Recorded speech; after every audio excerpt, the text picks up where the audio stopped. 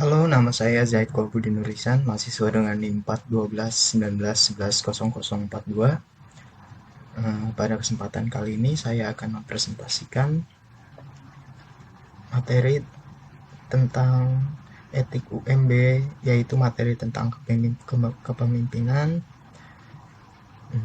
potensi diri, dan karakter lokal. Berikut adalah presentasinya. Oke, pada kesempatan kali ini saya akan mempresentasikan yang pertama adalah tentang kepemimpinan dan cara berkomunikasi, bagaimana pemimpin berkomunikasi. Nilai seorang pemimpin bukanlah ditentukan oleh hasil yang akan dicapai secara pribadi, melainkan oleh kemampuan untuk mencapai hasil dari pihak yang berada di bawah pengawasannya dan pengaruh yang dipancarkan pada orang-orang atau pihak-pihak yang berhubungan dengannya. Kepemimpinan didefinisikan adalah suatu proses mempengaruhi orang lain untuk mencapai tujuan yang telah ditetapkan. Terdiri dari tiga unsur, yaitu kepemimpinan atau atasan, anggota, dan yang terakhir adalah misi, tujuan, ataupun target. Gaya kepemimpinan dibagi menjadi tiga. Ada democratic leadership, autocratic leadership, dan freelance leadership. Lalu ada kepemimpinan otoriter atau autocratic leadership. Kepemimpinan otoriter adalah gaya manajemen yang menumpukan proses decision making pada posisi kepemimpinan teratas. Artinya sebagai pemimpin kepala dari organisasi adalah satu-satunya pihak yang memiliki kontrol atas semua keputusan yang strategis. Kelebihan dan kekurangannya ini ada beberapa dari kepemimpinan otoriter. Yang pertama itu adalah efektif ketika keputusan harus dibuat dengan efisien, cepat, dan waktu yang berkonsultasi dengan orang lain. Kedua, mencegah bisnis atau proyek menjadi stagnan. Membuat individu, kelompok, atau tim yang kelewat tenggang waktu proyek itu penting. Keempat, pemimpinan lebih mudah mengelola krisis ketika kendali sepenuhnya ada di tangannya. Tapi juga terdapat kekurangan dari tipe kepemimpinan seperti ini. Kekurangannya yang pertama itulah membuat kepemimpinan berpusat pada suatu sosok, lalu sering menunjukkan kepercayaan pada nasihat, saran, ide, dan kemampuan decision making orang lain. Tiga, karyawan yang berada di bawah kepemimpinannya tidak merasa ownership atau tanggung jawab pada pekerjaannya, dan lain sebagainya. Yang kedua itu adalah kepemimpinan demokratis. Gaya kepemimpinan demokratis sedikit banyak mirip dengan paham politik demokrasi. Kepemimpinan demokratis menuntut adanya pembagian kekuasaan yang setara. Artinya tidak ada satu pihak yang lebih mendominasi dari yang lainnya dalam proses pengambil keputusan. Itu intinya. Dan kelebihan dan kekurangan kepemimpinan demokratis yang pertama adalah mendorong kreativitas dan menghargai suara setiap anggota, ini yang paling pentingnya. Yang ketiga, mereka cenderung mudah berkomitmen dan terinspirasi untuk berkontribusi karena memiliki sense of belonging yang kuat. Jadi karakter kelompok mereka itu kuat. Tapi juga ada beberapa kekurangan dari kepemimpinan demokratis, diantaranya itu jalan diskusi yang berbelit dan panjang. Lalu demokrasi kan ditentukan oleh banyaknya suara. Jadi suara yang banyak juga belum tentu itu adalah pilihan terbaik. Terus juga bukannya mencapai solusi, tapi malah terlalu banyak debat dan bikin panjang urusan. Itu kekurangan dari kepemimpinan demokratis. Lalu yang ketiga adalah kepemimpinan bebas kendali. Kepemimpinan bebas kendali merujuk pada gaya kepemimpinan di mana pemimpin memberikan kebebasan yang luas pada bawahan untuk mengatur keputusan, mengatur pekerjaan, dan menjalankan tugas. Kelebihannya adalah bawahan yang lebih bebas dan fleksibel mengatur pekerjaan, bawahan yang lebih bebas dan fleksibel dalam memiliki kesempatan untuk mengembangkan diri, lingkungan yang lebih kreatif, dan pimpinan yang memiliki banyak waktu untuk memikirkan tujuan strategis dari perusahaannya tersebut. Tapi banyak juga kekurangannya. Yang pertama adalah bawahan sulit untuk menyelesaikan tugas tepat waktu, pemimpin yang menjadi malas dan mengandalkan karyawannya, keputusannya tidak konsisten satu sama lain, dan kinerja organisasi yang buruk. Ini ada tiga gaya kepemimpinannya, itu adalah otoriter, terpimpin, dan bebas. Lalu ada teori duo kontinuum, yang A itu kemauan manusia, kemauan berkawan, dan kemauan berprestasi. Kepemimpinan yang baik adalah kepemimpinan yang situasional, fleksibel, berubah karena waktu, dan adaptif terhadap lingkungan. Ini kalau dijabarkan melalui tabel-tabel. Oke,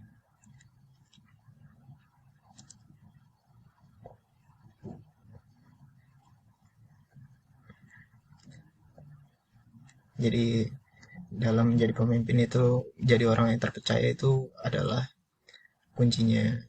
Bisa menginclude semuanya dari organisasi, manajerial, atau situasi antar pribadi. Wewenang atau kekuasaan. Wewenang digunakan untuk mengarahkan pada dan menerangkan peranan tanggung jawab seseorang. Wewenang terdiri dari beberapa jenis, yaitu struktural, kearifan, wewenang moral, wewenang reputasi, dan wewenang jasmania. Semakin banyak jenis wewenang yang dimiliki seorang pemimpin, maka semakin baik. Pemimpin yang baik menggunakan kewenangan secara cerdas dan peka sehingga mereka sangat berwenang tanpa sewenang-wenang. Menjadi pemimpin bukan berarti mendapatkan hak untuk memerintah, tapi justru kewajiban memberi teladan dan kualitas. Kepemimpinan adalah tindakan, bukan kedudukan. Itu yang banyak orang sulit untuk terima. Oke. Nah, lalu adalah trik untuk berkomunikasi dengan Tuhan. Pertama itu nggak boleh menegur dengan kasar, pekalah terhadap perasaan manusia, bijaksana terhadap hal-hal sensitif di bawah ini. Yang pertama itu jangan ngerendahin seorang bawahan, jangan kritik bawahan depan orang lain. Atau sekali-kali kita harus beri perhatian pada bawahan, dan juga jangan mementingkan diri sendiri dan bawahan berpikir demikian. Itu hal yang nggak bisa dibiarkan. Lalu untuk itu juga jangan munculkan anak emas, selalu berusaha mengembangkan bawahan, mengertilah hal-hal kecil namun sangat menyentuh, tapi jangan membanggakan diri di hadapan bawahan. Jangan racuni iklim kerja yang sudah baik karena adanya seorang bawahan yang kurang berprestasi. Lalu jangan terombang-ambing dalam mengambil keputusan. Ya, ini adalah kemampuan manusia memimpin terdiri dari 3 hal. Mampu menganalisa masalah dan menarik kesimpulan, mampu menyusun dan menyeleksi, menempatkan orang-orang yang tepat, mampu mengorganisasikan pekerjaan.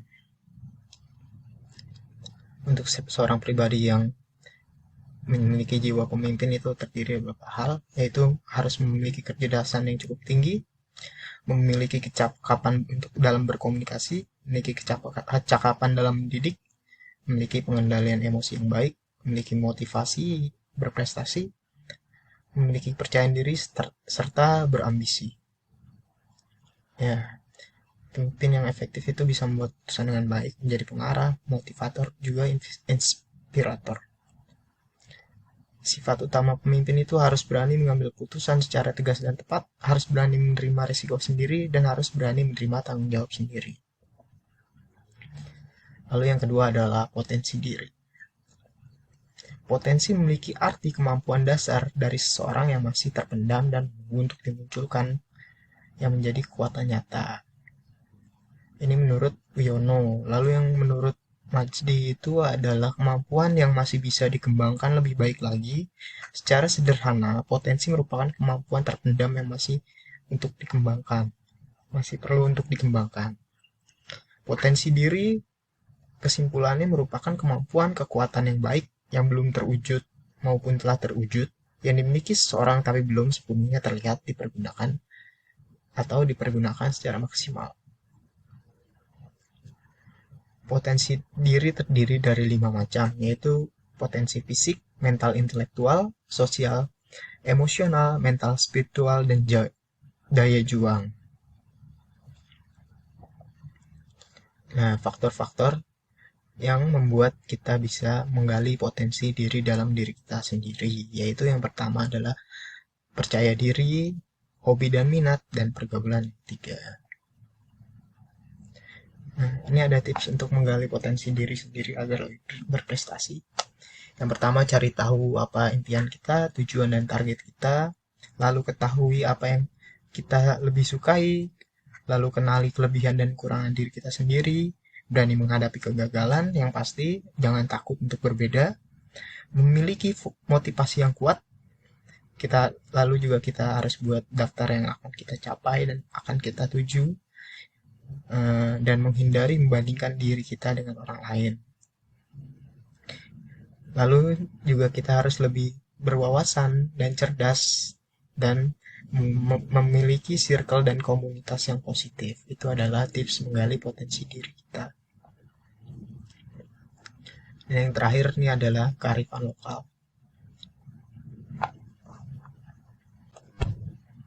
Kearifan lokal. Seiring berkembangnya zaman, eksistensi kearifan lokal semakin memudar dan perlahan tergantikan dengan nilai-nilai global. Itu sebabnya penting bagi generasi penerus bangsa memahami serta mengetahui bagaimana menerapkan nilai-nilai kearifan lokal yang sudah semestinya.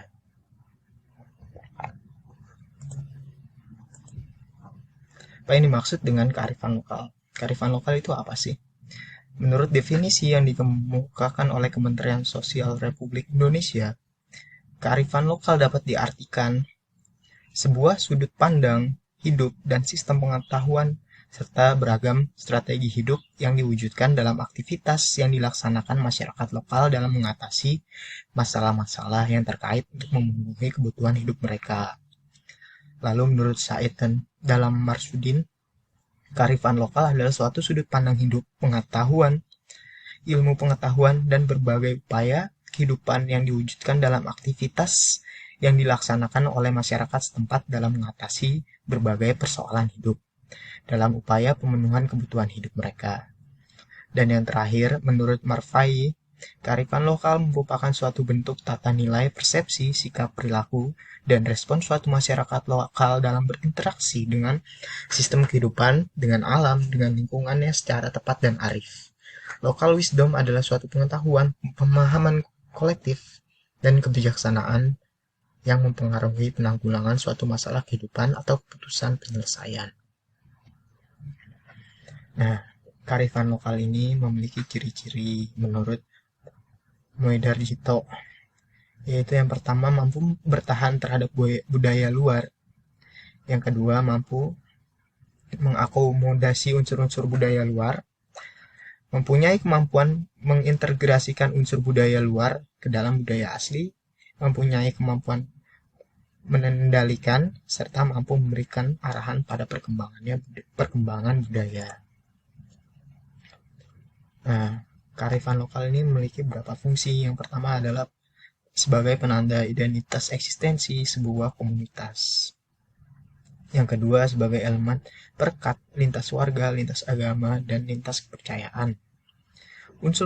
Yang ketiga itu adalah unsur kultural yang ada dan hidup dalam masyarakat. 4. Warna kebebasan sebuah komunitas. 5. Akan mengubah pola pikir dan hubungan timbal balik individu dan kelompok dengan meletakkannya di atas common ground kebudayaan yang dimiliki. Yang keenam itu mendorong terbangunnya kebersamaan, appreciation, sekaligus sebagai sebuah mekanisme bersama untuk menepis berbagai kemungkinan yang meredusir bahkan merusak solidaritas komunal yang dipercaya dan disadari tumbuh atas kesadaran bersama dalam sebuah komunitas yang terintegrasi. Terima kasih. Sekian dari saya. Nama saya Zaid Kwabudi Nurisan, mahasiswa dengan NIM 41219110042. Kurang lebihnya mohon maaf kalau banyak salah kata dan sebagainya. Dan saya ucapkan terima kasih.